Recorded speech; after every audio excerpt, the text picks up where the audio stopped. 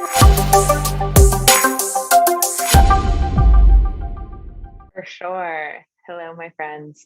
Yeah, I have like a list here. So weigh in definitely in the chats, especially if like you want me to elaborate off of these things, because I feel like some of them have come up in different contexts. Some of the questions I got were a little bit more specific to clients, and I think some of you as well. So starting off, the first person who emailed me, actually Gemini, who I know is a newer member to the Show Up Fitness internship community. So very exciting. Again, like welcome to you, Gemini. You had asked me, how do you feel about branched chain amino acid powders or pre-workout powder for the everyday overweight person? And gave me two different contexts. So a client in their late 30s who wants to become more mobile and keep up with her young children. And then the other one was for a former soccer player. They're still in high school and they're just looking to get in shape. So for sure, as it relates to both of these, we want to nail the basics first. So sleep, stress, movement, and then their baseline dietary intake, like via food, before we even touch supplementation.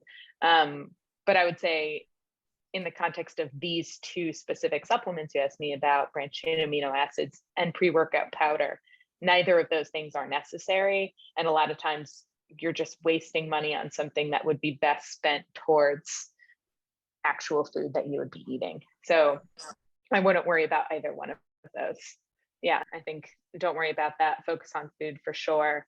I know what in the notes I put here, understanding that I think both of these individuals, even in their different kind of context, the high school athlete looking to get back into shape and this mother looking to, it sounds like lose fat mass and keep up with her kids, as always, focusing on, I think, the basics and in particular protein intake, dietary sources of, complete protein sources. So in specifics, I think knowing that you mentioned branched chain amino acids, and I'm just wondering if that comes up because of leucine, which is kind of the hot word, and amino acid that has a lot to do with muscle protein synthesis. So focusing on those things. I'm going to get more into that in the next question. So that would be that.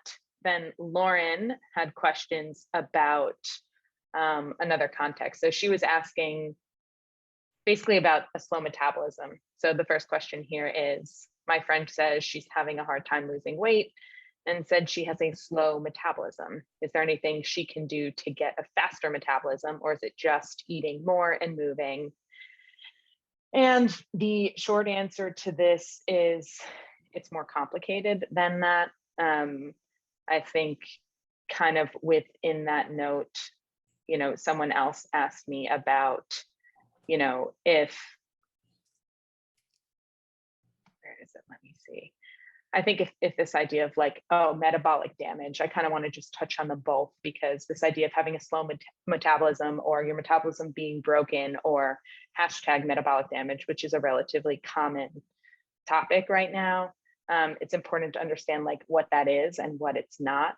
So in a nutshell, if we're talking about your metabolism, and I would assume when most people are referring to their metabolism being damaged, we're basically assuming that your body is not responding appropriately as you would expect it to with respect to energy input and output. So for example, for this particular friend, if she's putting herself through hours and hours of cardio and restricting her calorie intake, and yet her weight isn't changing, she's not losing any fat mass.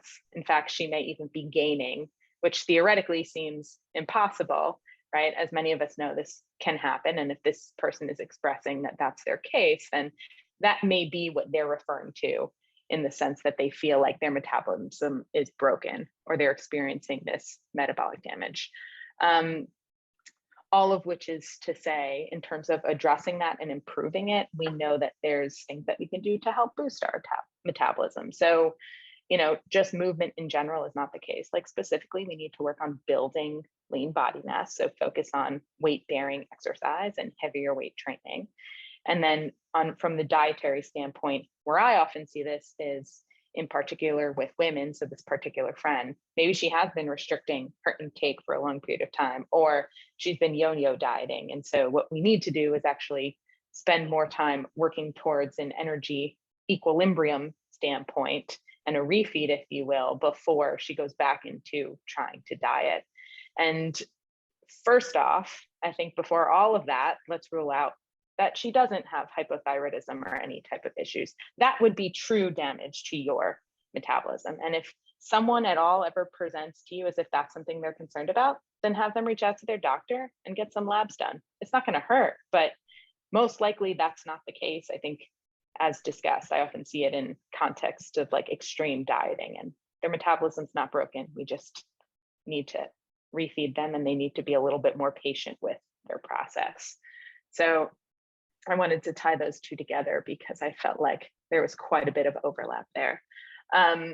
Lauren's next question had to do with eating sugar and processed foods. So she said, I read something somewhere that eating sugar or processed food can cause your brain to send signals or something that you're full, and so you keep eating. So I'm assuming it's kind of more this idea that, again, sugar is bad, sugar is addictive.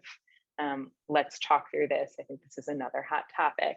And please, like, as I said, weigh in, and Chris, just flag me if kind of there's questions coming in on any of this. But what I will say to the sugar conundrum, if you will, is that there are studies that show that sugar does trigger the brain's pleasure and reward centers, right? So it's the emotional center of our brain responsible for the release of feel-good neurotransmitters like dopamine. And these are the same brain areas that are stimulated by drugs like cocaine, nicotine, opiates, like heroin and morphine. So that is a correlation. That's not a matter of fact. And what I will say is that there is no medical diagnosis for sugar addiction. And so much of addressing that in my context, as I see it, whether it presents on the extreme end as an eating disorder or particularly binge eating, is it does involve a behavioral component and a mental health component. So a lot of times working with a psychiatrist, or again, a dietitian who not just is trained in the food aspect, but also is very familiar with cognitive behavioral therapy and working through a lot of that. So my answer to this question is, yes, there's an effect that sugar plays on your brain, but no, it's not a medical diagnosis, and we can work to correct it, but so much of that has to do with behavior. So I'm just gonna kind of quick pause because I feel like those were three relatively heavy topics of discussion. Yeah, a couple of people are asking about the refeed, because I think that's just popular vocabulary today with the metabolism, and that's something that's always. I'm glad you touched on that with hypothyroidism. I always like to not make a joke, obviously, but to challenge people when they say things like, "Oh, I have a slow metabolism." And I say, "Great. So are you working with a dietitian or a doctor?" And they go, "No, I just know that's the case." And it's like, so we get this, we self-diagnose via Google, and that's what's difficult, because we're not telling people that you need to count every calorie, but a lot of times we're over consuming, and we think that we have a quote unquote slow metabolism, but we're not very good at guesstimating how many calories we're consuming. So on an app, I've worked with a client, and she said she was getting 1,800 calories according to her app, and she should be in a deficit. Her metabolism's slow, it's jacked up. But then when we really took a deeper look, she was getting around 2,500. And so that's where people like to jump to conclusions and say, "Oh, no, it's genetics, it's this, it's that." And so when it gets into the refeeding stuff, it's not a catch-22, but you just have to be careful for those that are asking, because your clients will take it as, okay, it's time to go pig out and eat 25,000 calories. Yeah. A refeed has to be done thoughtfully. And I see, Nicole, that you asked about a time frame. Like, again, it depends. Unfortunately, it does. How long, if indeed the solution that needs to be approached here is a refeed, and they have been truly dieting and taking in a limited amount of calories, then it has to be done very slowly. I would suggest connecting with a dietitian on this one. I mean, depending on the person, might do like 100 calories a week. So if this is something that you're suggesting and you're working with someone, you know, that's not even another meal. It's not even another snack. It might be like 1 additional ounce of protein. It might be 1 additional ounce of carbohydrates, like very limited intake in order to kind of watch them, because the goal at that point is, as you're going through this refeed or reintroduction of calories, their weight should not be changing. So if you do a very large calorie dump and truly their metabolism at this point in time has adjusted to how they've been feeding it, again, assuming that their intake is very low, if you just dump a bunch of calories into their system, or as Chris just said, go from 1,800 to 2,500, not only are they not going to feel very good, but we're talking like bloating, constipation, digestive issues, because that's a very dramatic shift. So more important to focus on like small portions, pick a meal, increase it by a small amount, think like 100, 150 calories a week, and watch their weight. And that's what we're looking for, to a point where maybe it just starts to change. And then you want to kind of keep them at maintenance for at least 6 weeks, maybe longer. But as discussed, it depends on how long they've been doing this to their body to begin with. I love that, because I can just see the facial expression and discouragement from a client, like 100 calories per week. I wanted to have a burger and French fries and nachos. And if I feel like today, everyone's just looking for that green light and excuse to just eat whatever the hell they want to and have no accountability. And that's where I hate the word cheat meal, because it's really nasty on the psychological aspects. So some people are getting, I think we got a lot on refeed. We got those, weight gain, reverse dieting, talking a little bit about that. Did you want to talk a little bit about reverse dieting, or?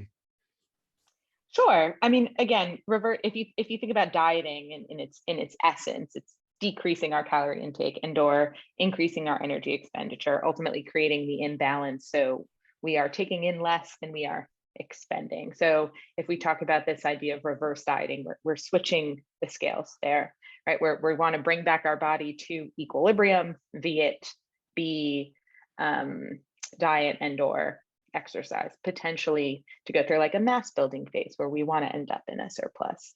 But most of the time we are refeeding or reverse dieting because we've spent a very long time in a calorie deficit, which is not sustainable for the long term, because what ends up happening is metabolic adaptation. If you only feed your body 1,500 calories a day, but you start exercising more or training more, and it'll be fun to talk about endurance training, Chris, because I'm about to do a marathon training launch, and so many people start marathon training to lose weight, and it's a horrible time to start to try and lose weight for a lot of different reasons, but all of which is to say that's what a refeed is.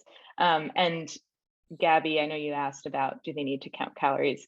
No, they don't. Again, you could take the meal that they're having. So for example, if for breakfast they have 2 slices of avocado toast with 2 soft-boiled eggs or hard-boiled eggs and a side of an orange, and we want to add a little bit more to that, maybe have them add a 3rd egg.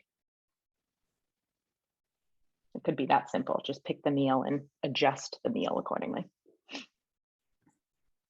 Yeah. Does that make sense? Yeah, thank you.